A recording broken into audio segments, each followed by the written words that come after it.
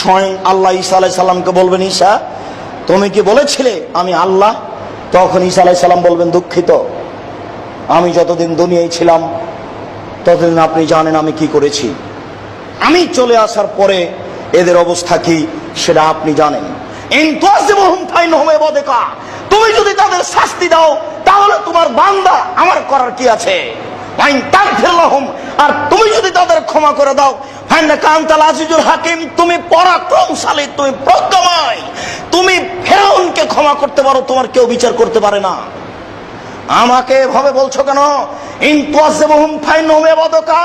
তুমি যদি সবাইকে ক্ষমা করো, তোমার দাস দাসী করে দাও, তুমি যদি তাদের শাস্তি দাও, তোমার বান্দা তুমি শাস্তি দাও, আমার করার কি আছে?